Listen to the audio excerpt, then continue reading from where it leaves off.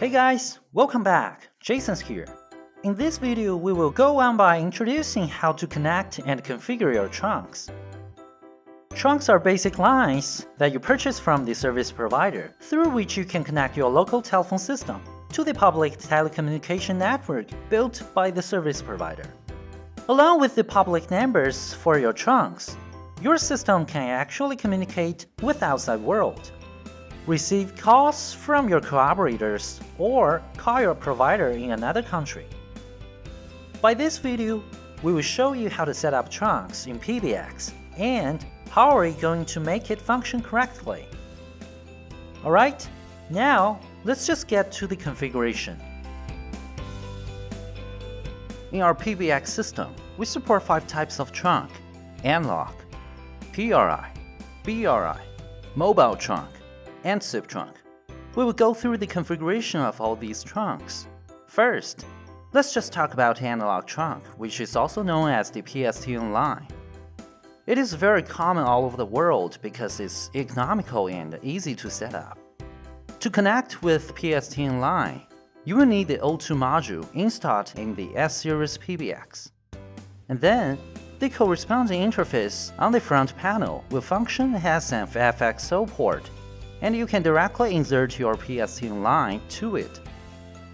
Since it's all analog, the most important thing here is the physical connection. Once connected, your PBX will recognize it with no doubt. You can go to the main menu, find PBX monitor, and check the trunk status. Here you can see the FXO port is connected fine. If there's a problem, PBX will indicate so. Now, let's back to trunk settings. Once again, it is a pure analog, as we were mentioned. There are not much things we need to do besides physical connection. Well, you can surely change the name of this trunk so that you can identify it easily in the trunk list. And if you have issues with the volume received or sent out, adjust it here. RX refers for receiving and TX is for sending.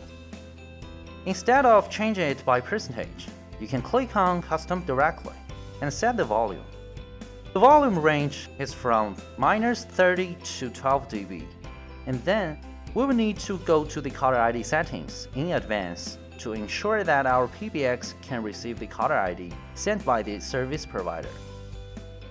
We will need to confirm that our trunk comes with the caller ID service first, and then we just need to get correct signaling and start type from the service provider and put them in.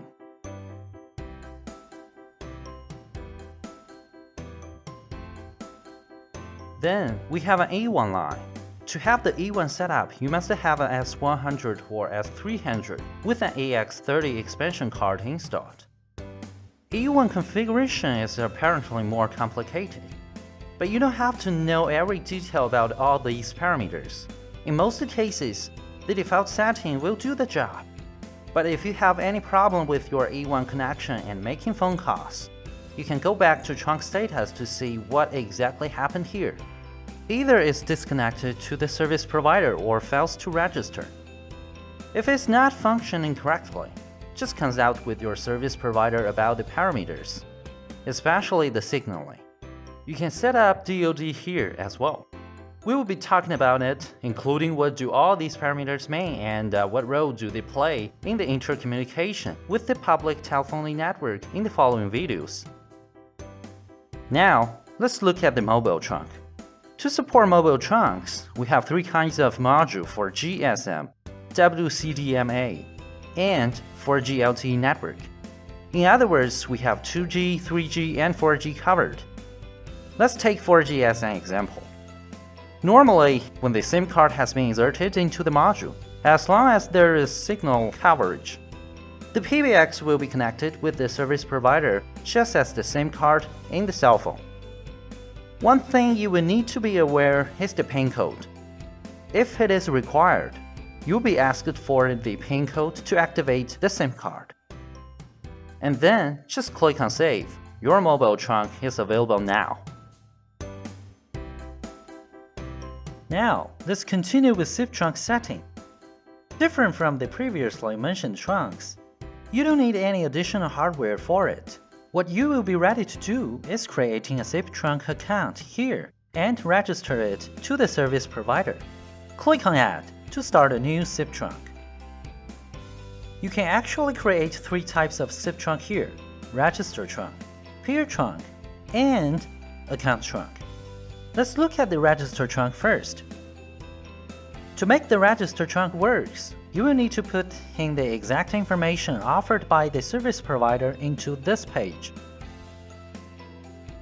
Major thing here is the host and IP address, as well as the domain.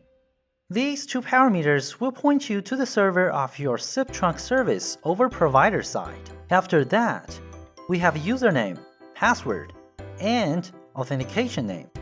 Put them in. You will be verified as legit account and successfully registered to the service provider. Caller ID number and caller ID name are for the caller ID shown when making outbound calls via this trunk. From user is actually very important. If you miss it, you might have problem with outgoing calls for lack of identity. Put in the registration name of your SIP account. In most cases, it will be your landline number. Comparing with the register trunk, you need far less information for setting a peer trunk.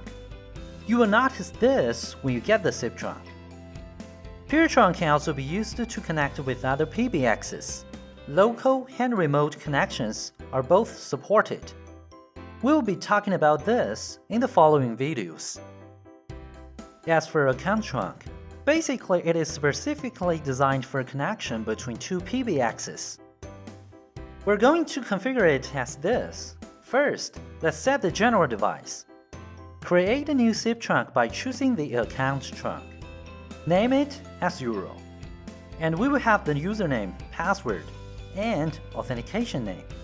Please do remember, these are the information more than important for our following job. The rest of parameters, caller ID setting, as we were discussing on the register trunk, will be the same. Now, let's do the job on our associate device. Go accessing in the system of the other device.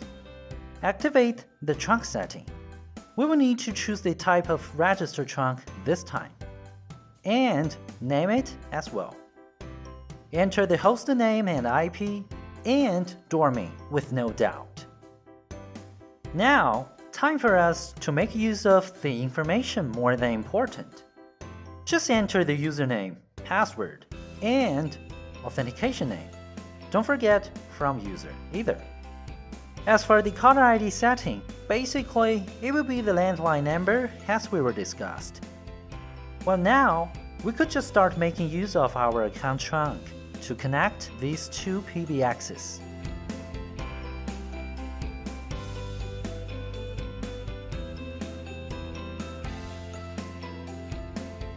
Besides, we could also have multiple SIP register trunks by importing a template. Click on the import. We would just need to upload it from local storage of our computer, and there's a template if we need it as well. After all that we've done, don't forget to click on Save. You can go to the trunk status in PBX Monitor to check whether the registration is working. Alright guys, that was all for the video. Thank you so much for watching. Please do remember to subscribe if you like this video, and for more Yeastar updates, just follow us on Facebook and Twitter.